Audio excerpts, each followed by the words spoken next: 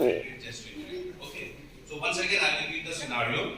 So here is a 36-year-old male who was stabbed in a pub after the altercation, and no pre-hospital treatment has been received as is the standard in India, and he has brought to your emergency department.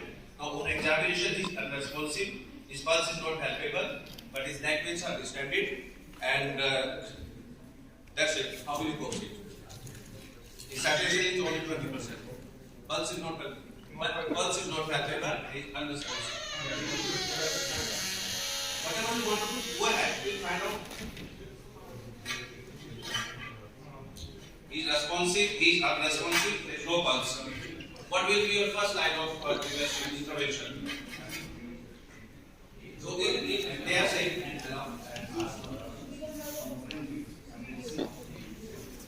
You will start oxygen. That's very good. That's your big plan. What next? You will start CPR? No, tell me. Do you start CPR? Do you start CPR in traumatic cardiac arrest? Yes or no? Audience says yes. No, we don't start CPR in traumatic cardiac arrest. CPR is not done in traumatic cardiac arrest. No. CPR is not done in traumatic cardiac arrest. So what is the first critical intervention you would like to do in this patient to find out cause of his pulselessness, his unresponsiveness, because his pulselessness, his unresponsive. What is the first investigation you would like to have? Some kind of intervention. Here, okay, you have managed, you have started oxygen, you have put the OPA, but he is unresponsive, he is pulseless. So in such scenario, we will be accenting point, teaching point in between. So first, we should do a focus, because as the injury suggests, what injury he could be having. Either he could be having a tension pneumothorax, or he could be having cardiac tamponade. These are the two injuries which is responsible for his present state. So we have to be, some sort of biased, because he has been stabbed in the box area. So there are chances he will have a cardiac tamponade. Because of that, he is pulseless and he is unresponsive. And secondly, it could be a tension pneumothorax. Okay. So first, now I show you the X-ray. This is the X-ray of this patient. Show the X-ray. So the X-ray of the patient. So that is the X-ray of this patient. What does it show? So there is a pneumothorax. What will you do? Before that, temporizing is do minutes of decompression. We will perform skin on this. Patient is. Now we have decided this tension pneumothorax. That's the procedure on the left side. On the right side. The mannequin to the right side. So do the needed decompression. How will you do the needed decompression? Let it demonstrate. On the side. See, verbalize also so that they understand. So he is explaining how to do a needed decompression in a patient of tension pneumothorax, because tension pneumothorax is a very fatal complication, and if not treated timely, patient will certainly die. So this is a simple intervention. Just you have to put the needle and take the air out. So he is doing that's what we taught yesterday. So we are having some sort of assessment also, whether you learned it properly or not. So do the needed decompression. What are you waiting for? Patient is deteriorating. So I'll palpate the ribs and take the upper border of the okay. So I can feel the rib in the upper border and somewhere close to the anterior mid-axial line, just like the mid-axial line. That's inside. So do you take any, just, no, please say, go the mid-axial line. Where is the mid-axial line? Yes. Let's see if there is a gush of air. I haven't taken out the stick, I'm waiting for a pop.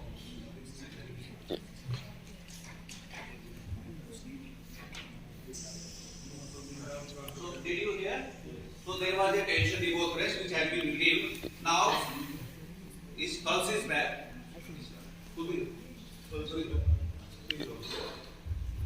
Now his pulse is back. His blood pressure is 80/60.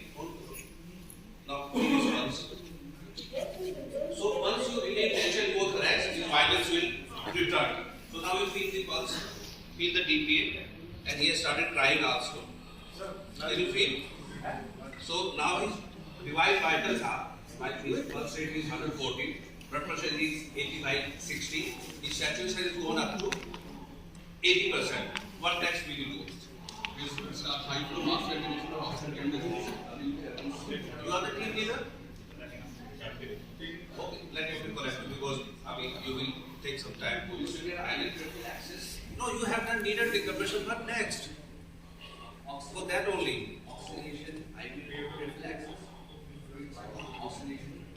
But Suman, they have done a needed decompression.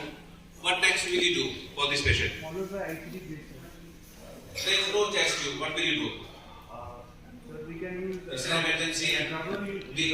the nurse is not able to find the chest tube. What will We you can do? use rubber urinary catheter, like rubber. There is no rubber catheter also. What will you do? It's a stress situation. You just do a finger throw. Just do a finger. Leave it open. If you don't have a chest tube, don't. Okay? So now show us how will you do a chest tube. Of course, you can do a finger thoracoscopy on this left side. And you verbalize also. Teach them. What you learned yesterday, let's see how much you have absorbed. So we are doing some kind of assessment also. You be quick, patient is deteriorating, but be safe, okay? Don't injure yourself. So this is a 6 intercostal space just below the left nipple.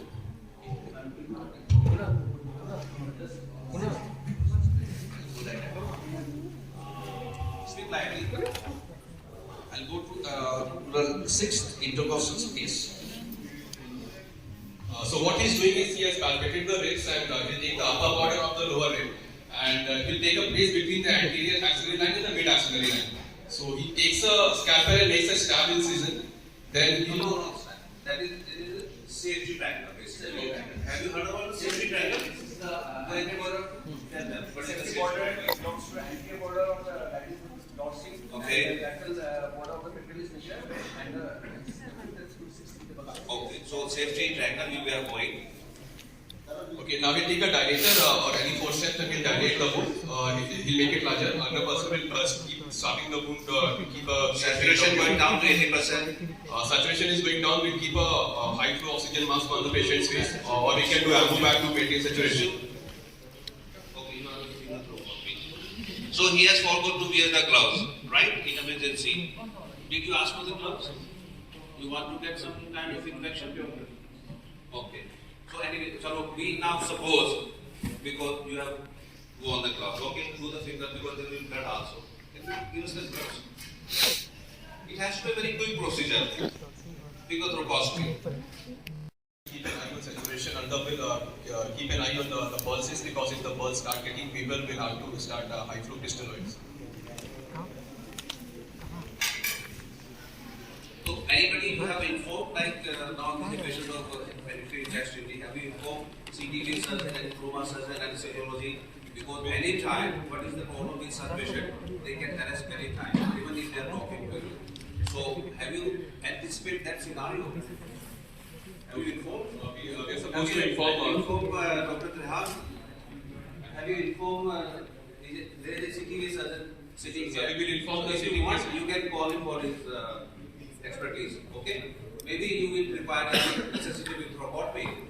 So we'll also necessity for robotomy. we'll also inform the blood bank and Yes, that is very important because if he does necessary robotomy, then you will have to start a massive transfusion protocol. Okay? So you have put the chest tube. So his saturation now with oxygen mask is 92%. His blood pressure has after who has started this fluid? Don't start like this. Management. Anybody started the fluid? yeah, we told him to whiteboard camera. White ball can now. How much fluid you have given? So we'll 1 liter you have given. Okay. So now in the meantime, one more person will put on the temporarily his blood pressure came up to 110/60 and saturation is 92%. But now his blood pressure has gone down to 60 again. Just 60 is historic. What has happened? His blood pressure has gone down to 60 again, and now the focus has come, and now you see what is there in the focus. Show the video. Just have a look at the focus finding.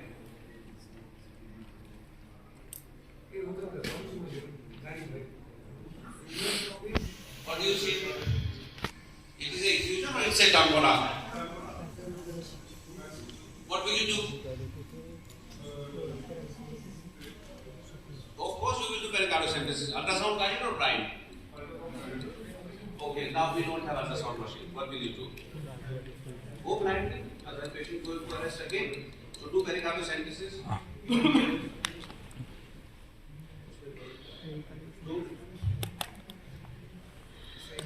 Do pericardiocentasis.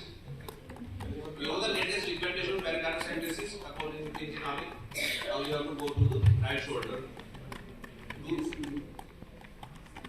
You never remove the knife, you never remove the impaled object unless you take the patient to the operation theatre. Okay?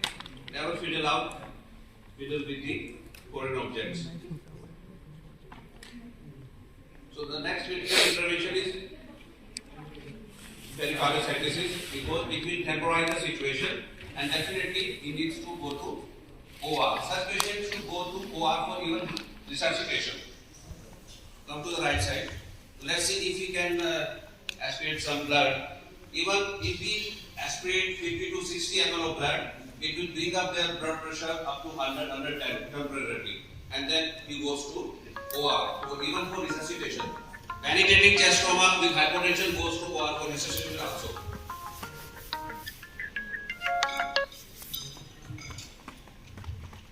Just see if there is a blood, if you can see this patient. The blood pressure is going down to 50.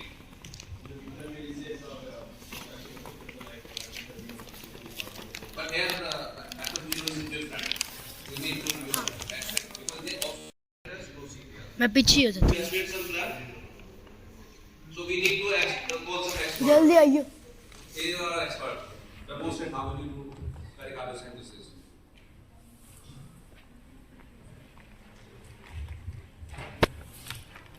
Now he is also stressed out. Yes. Now we can see he could aspirate some blood. Come here, see pericardiocentasis.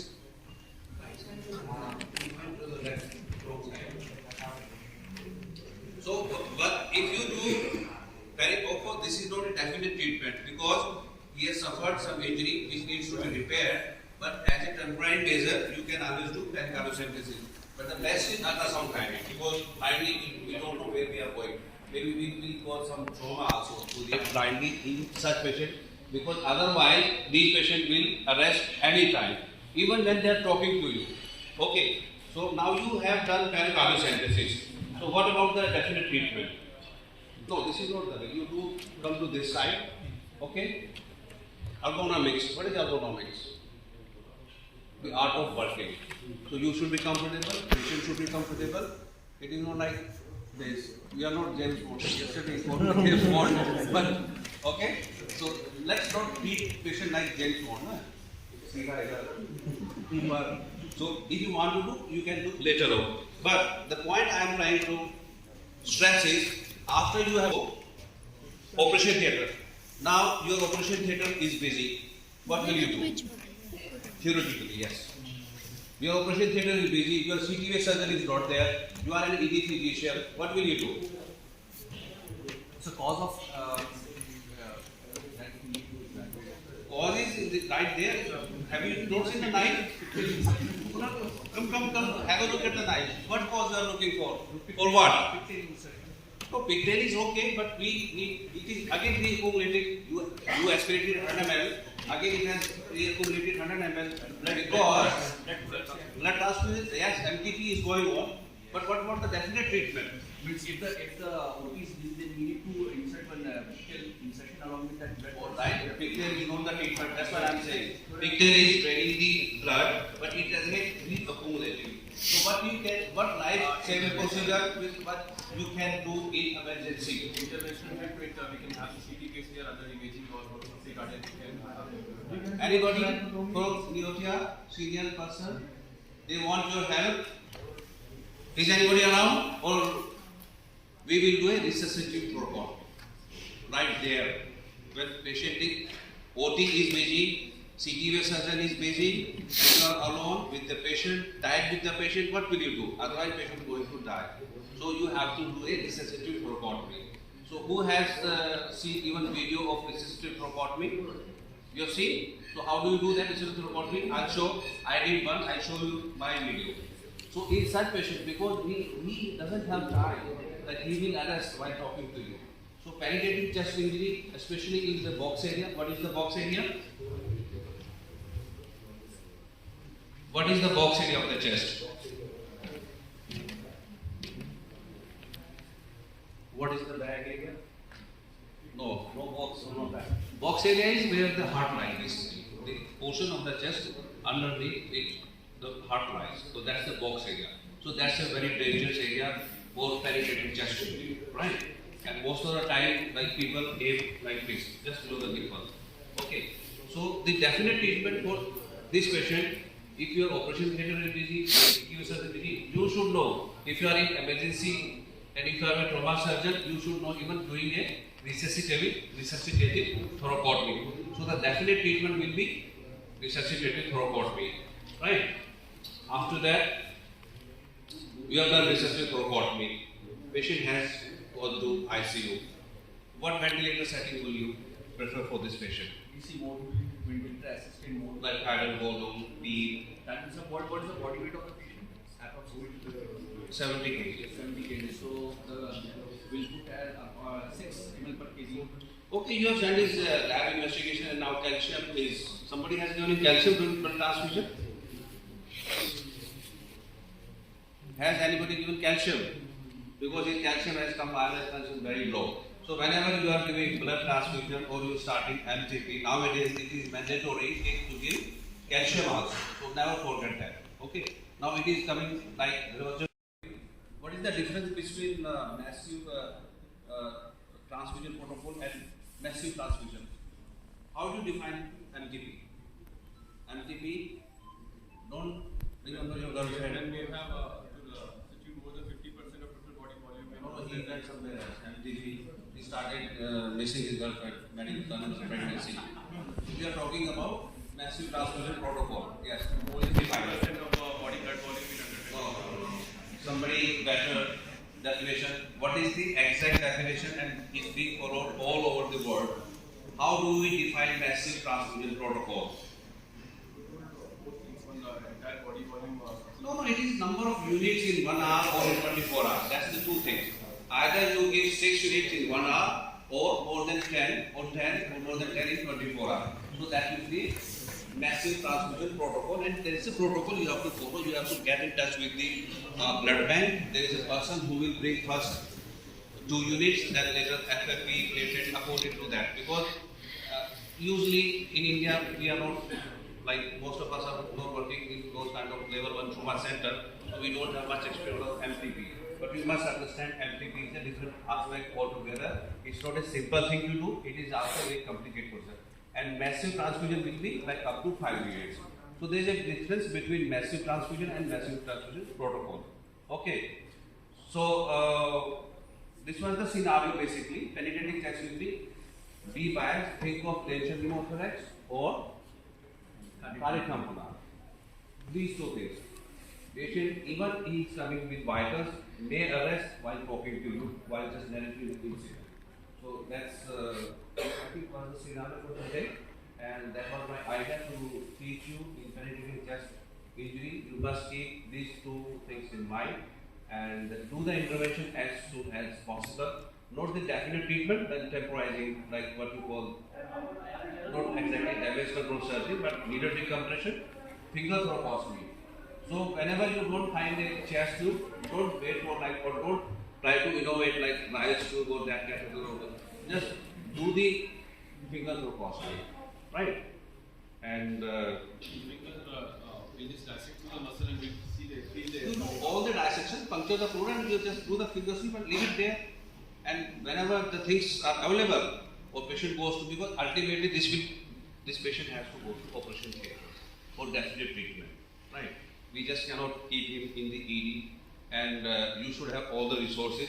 But if you are trained, then definitely you can undertake this. This is a very high stake procedure. This is like halo, high acuity, low occurrence. Like you will get this kind of patient once in 2 years. I got one patient, I'll show you the video. Just give me my phone. So how